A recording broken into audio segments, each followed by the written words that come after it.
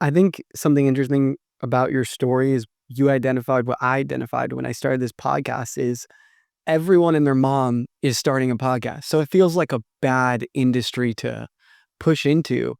But when you go and look at all the podcasts, 90% of them are by old people. Yeah. I mean, in the last couple of years, we've seen a few younger Gen Z takes. The one that comes to mind is the Barstool one with Josh and Dave. Yeah. But even then, there's really very few people in the high school, college, young adult podcast space. So you come in there and you do something which at the time, even though it was only a couple of years ago, you start posting clips on TikTok. Yeah. No one was doing that. How did you think to even do that?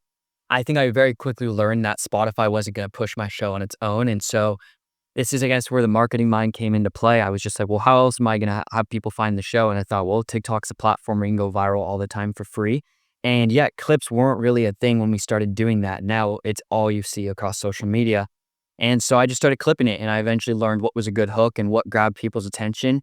And from then on, TikTok slowly started growing for us. At one point, we were doing 5 to 7 million views a month, and that was pushing all straight to the show. And I think I just really had a heart for Gen Z, and I didn't feel like the narrative or how they were represented is what I believed the generation really had the potential to be represented for. And I think, when you're told something over and over, you start to believe it. And so if everything in the media is negative about Gen Z, they're all lazy, well, ultimately you start to believe that.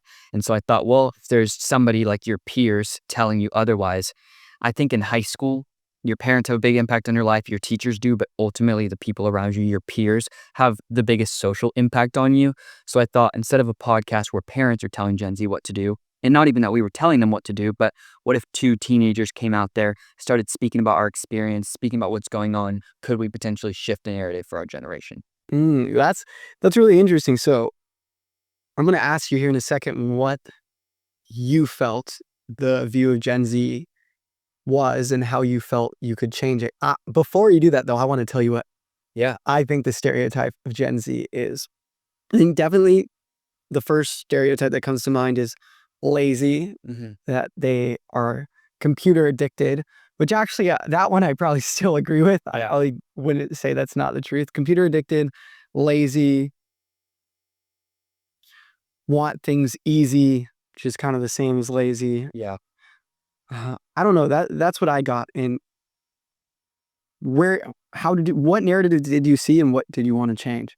Yeah, I mean, I feel like all the media I was consuming, mostly from bigger outlets, was spreading the image that Gen Z is entitled, they're lazy, they have no work ethic. And the truth is, all of these things are true, right? But I think if we only focus on the negatives, that's the only narrative that's going to be pushed. And if that's all I'm consuming, I start to believe that about myself. If I were to tell you over and over, I don't like something about you, you start to believe that. And so this is all we're consuming. So if we go back to that they're addicted to their screens, well, what are they consuming on their screens? If everything about their generation is negative, ultimately you start to believe that. And I didn't go into it thinking that we're going to be able to shift everybody's point of view. But if we could make the narrative about Gen Z any somewhat different, and your friends started acting a different way and you start acting a different way, I think there's a ripple effect there. And I think ultimately we did have the impact that we were looking for.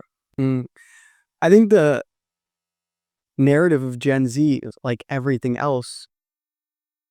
When one thing goes one way, there's an equal and opposite reaction. So while all those narratives are true, people are addicted to their phones, potentially, I don't really know how I feel about self-entitled because I think that's person by person. Totally. I mean, I think each one of them are person by person for sure. Yeah. But as far as the generals, all the laziness, all the phone addiction, for all of that, there's an equal and opposite reaction. Gen Z has, I imagine, I would have to look this up, so I'll put some stat here if this is true or not. Yeah. But I imagine we have the youngest millionaires. I imagine we have the most young people who are succeeding, who have a house, who are like thriving. We have a really big gap that 100%. I mean, you yourself are a very, very successful young person, and we just have such a big gap. In a minute here, I'm going to ask you how you overcame imposter syndrome being young, because I find that to be super interesting. But before we jump into that, let's just continue through the agency and then Yeah. So I'll finish off with the podcast because it leans straight into the agency. Went 150 episodes straight, ended up leaving high school, building that, got huge, got to interview a bunch of people that really inspired me. I felt like I was getting paid to learn. Got our first brand deal, started making money with the show. It was awesome. I think probably the coolest thing about it was just the testimonials we would get, and just hearing that we impacted anybody's life at all was just a crazy thing to hear.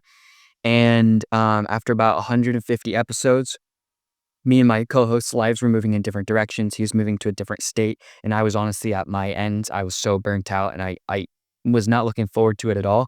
And that I feel like if I would have kept going, I think some people think that you can push through burnout.